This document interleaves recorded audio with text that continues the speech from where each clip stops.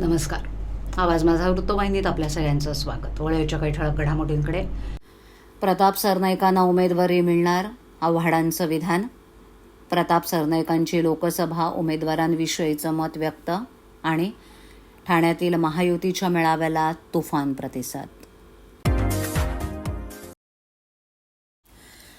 ठाणे लोकसभा मतदारसंघातून महायुतीचा उमेदवार अद्यापही निश्चित होत नाही.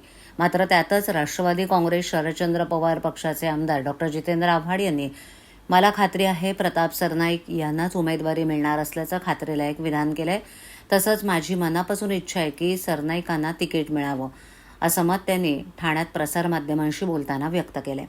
ठाण्यातील महायुतीच्या जागा वाटपाबद्दल विचारलं असता दुसरा काय करतोय त्याच्याकडे मी लक्ष देत नाही, तसंच त्यांच्या उमेदवारावर भाष्यही करत नाही. पण सकाळी दुपारी संध्याकाळी ठाण्यातील बंगल्यावर मीटिंग सुरू असतात. तसंच बंगल्यातून बाहेर आल्यावर हसत हसत येतात आणि नंतर फोनाफोनी सुरू होते.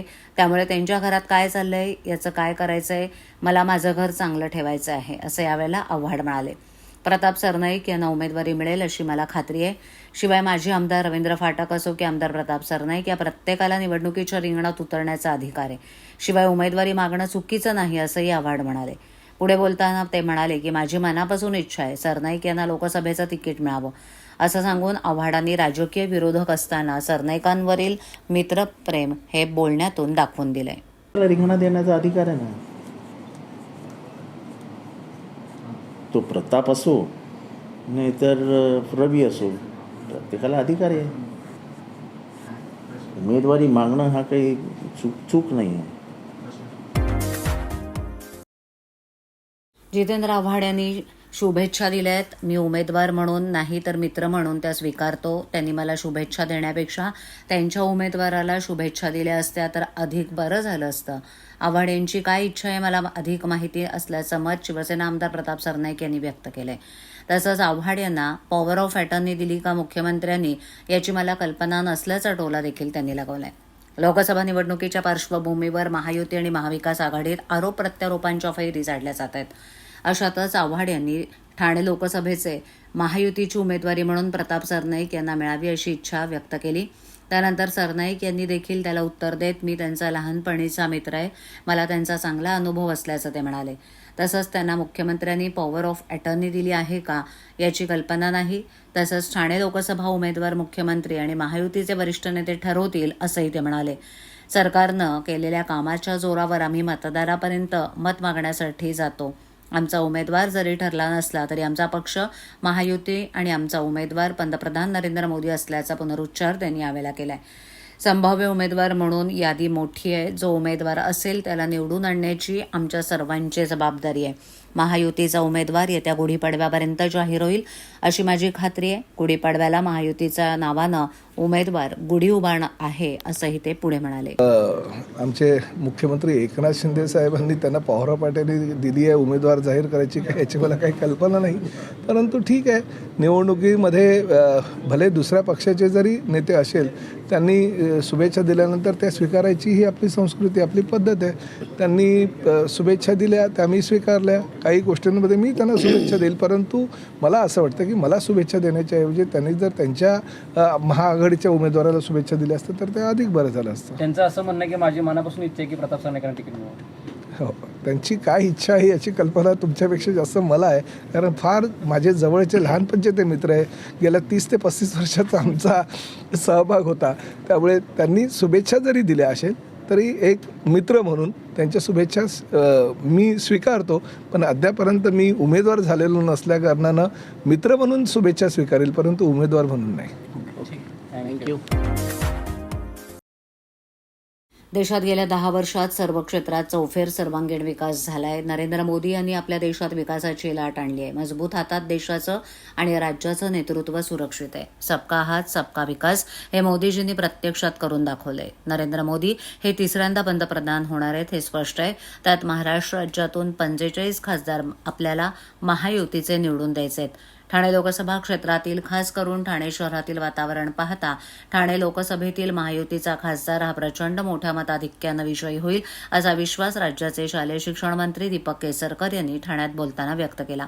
अद्याप ठाणे लोकसभेतील शिवसेना भाजपा महायुतीचा उमेदवार जाहीर झालेला नसला तरी आपले उमेदवार हे पंतप्रधान मोदी हेच आहेत असं समजून सर्व कार्यकर्त्यांनी कामाला लागावं असं आवाहन सर्वच नेत्यांनी यावेळी केलं.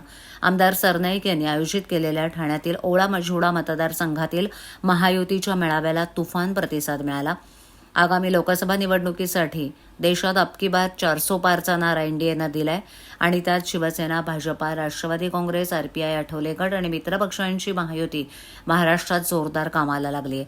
महाराष्ट्र राज्यातून महायुतीचे लोकसभा निवडणुकीत 45हून अधिक खासदार निवडून आणण्यासाठी महायुती एकत्रितपणे काम करते. शिवसेना आमदार प्रताप सरनाईक यांनी महायुतीचा ओळा मझुडा मतदारसंघातील ठाण्यातील मेळावा आयोजित केला होता. 5 एप्रिल रोजी ठाणे शहरातील महायुतीच्या पदाधिकारी आणि कार्यकर्त्यांचा मेळावा सायंकाळी 7 वाजता डॉक्टर काशीनाथ घाणेकर नाट्यगृहात आयोजित करण्यात आला होता. त्याला जोरदार प्रतिसादही मिळाला. यावेळेला राज्याचे शिक्षण मंत्री दीपक केसरकर यांची प्रमुख उपस्थिती होती. यावेळेला व्यासपीठावर आमदार प्रताप सरनाईक, भाजपाचे आमदार संजय केळकर, माजी खासदार संजीव नाईक, राष्ट्रवादी काँग्रेसचे माजी खासदार आनंद परांजपे, माजी आमदार रवींद्र फाटक, शिवसेनेचे प्रवक्ते नरेश मस्के, भाजपाचे नेते माजी आमदार निरंजन डावखरे, भाजपाचे शहर अध्यक्ष संजय बाघुले, माजी नगरसेवक मनोहर डुमरे, मुकेश मोकाशी, युवासेना कार्याध्यक्ष पूर्वेश सरनाईक, उत्तर भारतीय नेते गुलाब दुबे, शिवसेना ओळा मझुडा महिला सेना प्रमुख परीक्षा सरनाईक, आरपीआयचे केंद्रीय निरीक्षक सुरेश बारशिंगे, शहर अध्यक्ष भास्कर वाघमारे इत्यादी नेते उपस्थित होते. उमेदवारावर गुलाल होता. ठाणे लोकसभेचा उमेदवार ठरवण्याचे सर्व काही अधिकार आदरणीय मुख्यमंत्री आणि आमच्या पक्षाचे प्रमुख श्री एकनाथ शिंदे साहेब आणि त्याचबरोबर भारतीय जनता पक्षाचे, राष्ट्रवादी काँग्रेस पक्षाचे आणि आरपीआयचे वरिष्ठ नेते एकत्रित बसून हा निर्णय घेणार आहेत. आणि आम्हाला खात्री आहे की ज्या पद्धतीनं 22 महिन्यामध्ये मुख्यमंत्री एकनाथ शिंदे साहेबांच्या नेतृत्वाखाली देवेंद्र फडणवीस साहेब, अजितदादा पवार आणि आमचे आरपीआयचे रामदास आठवले आणि इतर समविचारी पक्षांनी ज्या पद्धतीनं राज्यकारभार या महाराष्ट्राचा केलेला आहे त्याच पद्धतीनं त्याच्या जोरावर मतं मागण्यासाठी महायुतीचा उमेदवार हे लवकरच ते चौघे जे आहेत ते बसून फायनल करतील. प्रामुख्यानं जरी उमेदवार आज आमच्या समोर नसेल तरी आमचा पक्ष जर आम्हाला कुठला विचारला सगळ्यांना तर आम्ही एकच सांगतो, तो म्हणजे आमचा पक्ष महायुती. आणि त्याचबरोबर उमेदवाराबाबतीत जर आम्हाला विचारलं तर आम्ही एकच सांगतो की पंतप्रधान नरेंद्र मोदी हेच आमचे उमेदवार आहे. कारण त्यांना तिसऱ्यांदा देशाचे पंतप्रधान म्हणून बघण्याची संधी आम्हाला सगळ्यांना परत मिळावी ही आमची सर्वसामान्य कार्यकर्त्यांची इच्छा आहे. ठाणे लोकसभा हा गेल्या अनेक वर्षापासून महायुतीचा गड आहे. तुम्ही 1996चा जर पहिल्या निवडणुकीचा विचार केला तर तेव्हापासून आजपर्यंत महायुतीच्या उमेदवारांना प्रचंड मताधिक्य ह्या ठाणे लोकसभा मतदारसंघामध्ये मिळवलं आहे. किंबहुना गेल्या निवडणुकीमध्ये 4,10,000चं मताधिक्य होतं. आमचं एकच लक्ष आहे की ह्या निवडणुकीमध्ये तो 4,10,000चा जो उच्चांक आहे तो वाढवून आम्हाला 5 लाखापर्यंत किमान आमचा उमेदवार ह्या मताधिक्यानं निवडून यायला हवा आमचं असं मत आहे. आणि त्या पद्धतीने भारतीय जनता पक्ष, शिवसेना आणि त्याचबरोबर राष्ट्रवादी काँग्रेस पक्ष, आरपीआय आणि इतर समविचारी पक्ष जे आहेत ते कामाला लागले आहेत. आणि आम्हाला खात्री आहे की मोठ्या फरकानं आम्ही हा विजय संपादन करू. निवडणूक आल्यानंतर उमेदवार कोण हे बघायचं नाही. आमचे उमेदवार म्हणून नरेंद्र मोदी यांनाच आम्ही ठरवलेलं आहे आणि त्यांच्या माध्यमातूनच आम्ही निवडणुकीला सामोरं जाणार आहोत. सुरेश म्हात्रे यांची उमेदवारी जाहीर होताच काही तासातच त्यांच्या गोडाऊनवर कारवाई करण्यासाठी MMRDA प्रशासन कामाला लागते ही आश्चर्याची बाब आहे. अशा पद्धतीनं घाबरवण्याचा प्रयत्न केला जात असून आम्ही घाबरणारे नसून आम्ही लढणारे आहोत असा इशारा राष्ट्रवादी शरदचंद्र पवार गटाचे नेते जितेंद्र आव्हाड यांनी दिलाय. सुरेश म्हात्रे यांनी उमेदवारी जाहीर होताच MMRDA प्रशासनानं केलेल्या कारवाईचा समाचार आमदार आव्हाड यांनी घेतला. लोकशाहीत निवडणुका जाहीर झाल्यानंतर निवडणुकीच्या कामाला लागतो. शासकीय यंत्रणांच्या या काळात वापर कमी केला जातो. मात्र भिवंडीतील उमेदवार सुरेश म्हात्रे यांच्या गोडाऊनवर झालेली कारवाई ही दुर्दैवी बाब असल्याचं मत आव्हाड यांनी व्यक्त केलंय. वास्तविक पाहता MMRDAला देखील माहिती आहे या गोडाऊनच्या बाबत म्हात्रे यांनी उच्च न्यायालयातून स्थगिती मिळवली आहे. तरी देखील अशा पद्धतीनं घाबरवण्याचा प्रयत्न केला जातोय.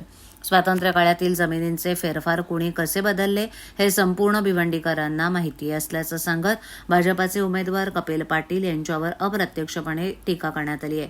तुम्हाला तुमचा पराभव दिसू लागला असल्यानं तुम्ही फक्त घाबरून दम देऊन निवडणुका लढवू शकता हे आता स्पष्ट झालं असल्याचं देखील आव्हाड म्हणाले. त्यामुळे अशी माणसं लोकसभेत निवडून जाणार असतील तर हे देशाचं दुर्दैव असल्याचं ते म्हणाले.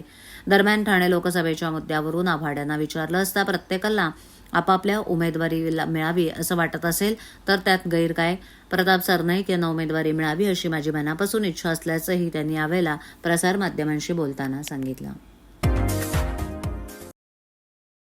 ठाणे लोकसभा निवडणुकीसाठी महायुतीनं अद्याप उमेदवार जाहीर केला नसला तरी युतीच्या नेत्यांनी मेळाव्याच्या माध्यमातून प्रचाराला सुरुवात केली आहे. शुक्रवारी ठाण्यात पार पडलेल्या अशाच एका युतीच्या मेळाव्याच्या व्यासपीठावर चक्क पंतप्रधान नरेंद्र मोदी अवतरले आणि त्यांना पाहून सभागृहात एकच जल्लोष झाला. पण काही वेळातच ते मोदी नसून त्यांच्यासारखेच हुबेहूब दिसणारे विकास महंत असल्याचं कळताच कार्यकर्त्यांना आपल्या उत्साहावर आवर घालावा लागल्याचं चित्र दिसून आलं. ठाणे लोकसभा मतदारसंघावर शिंदेंची शिवसेना आणि भाजपा या दोन्ही मित्रपक्षांकडून दावे करण्यात येत आहेत. त्यामुळे या जागेचा तिढा सुटणार आहे. आणि लोकांची अपेक्षा असतात की माझं भाषण हिंदीत व्हावं, तर माझा प्रयत्न तो राहील. कदाचित तुम्हाला थोडीशी झलक दिसेल प्रधानमंत्रीची, आणि माझी ही अपेक्षा आहे. मंच पर उपस्थित सभी महानुभाव और मेरे प्यारे भारतीय भाई और बहनों, लोकसभा का चुनाव जो है उसका बिगुल बज चुका है मित्रों. दुनिया का सबसे बड़ा लोकतंत्र का उत्सव प्रारंभ हो चुका है. इस वक्त का जो भी इलेक्शन जो है वो विकसित भारत के लिए होगा मित्रों, विकसित भारत के लिए होगा. आज जो भारत प्रगति पथ पर आगे बढ़ रहा है, मुझे पूरा विश्वास है मोदी जी का सिद्धांत, उनका आशीर्वाद, उनका संकल्प भारत भूमि को प्रेरणा देता रहेगा मित्रों, प्रेरणा देता रहेगा. भारत ने पिछले 10 वर्षों में जो गति हासिल की है, बड़े लक्ष्य को प्राप्त करने का जो हौसला पाया है, वो अभूतपूर्व है. ये मैं कह रहा हूं, ऐसा नहीं, दुनिया गाजे बाजे के साथ बोल रही है. भारत ने हर क्षेत्र में जो गति हासिल की है, हर उस व्यक्ति को जो एक संकल्प के साथ जोड़ा है, और वो संकल्प है विकसित भारत का. भारत ना छोटे सपने देख सकता है, ना छोटे संकल्प ले सकता है. सपने भी विराट होंगे, संकल्प भी विराट होंगे, और ये मोदी जी का सपना भी है और संकल्प भी है, देश को विकसित भारत बनाना है. और इसलिए साथियों, अगले 5 वर्षों की बहुत बड़ी भूमिका होने जा रही है. अगले 5 वर्षों में हमें तेजी से काम करना है. अगले 5 वर्ष में विकसित भारत के लिए एक लंबी छलांग लगानी है. लेकिन भाई और बहन, इसके लिए एक शर्त है, सरकार में एनडीए की जोरदार वापसी. एनडीए को 400 पार कराने के लिए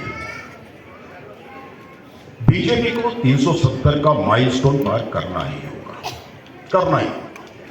और ये हम सबको मिलकर करना है, अपने लिए, अपनों के लिए और विकसित भारत के लिए. मित्रों, मोदी जी के लिए मैं कहना चाहूंगा, मोहब्बत है मोदी तेरे नाम से, दीवाने हो गए हैं मोदी तेरे नाम से, मोदी तेरे काम से.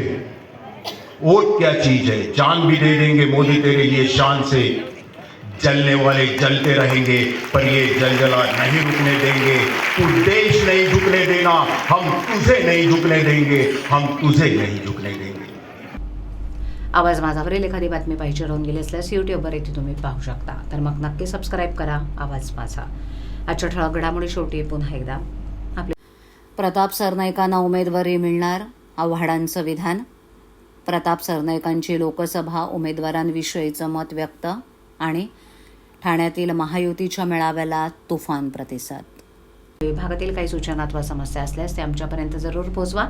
आम्ही तुमचा आवाज नागरिकांपर्यंत नक्की पोहोचवू. आम्हाला संपर्क करण्यासाठी आमचा पत्ता आवाज माझा 103 साईल 1 आदर्श नगर कोलबाट रोड ठाणे पश्चिम. आमचा दूरध्वनी क्रमांक 766621124141. आमचा ईमेल ID awazmaza.tvnews@gmail.com. तर पुन्हा भेटू याच वेळी याच ठिकाणी काही नवीन घडामोडींसह आवाज माझा वृत्तवाहिनी. तोपर्यंत नमस्कार.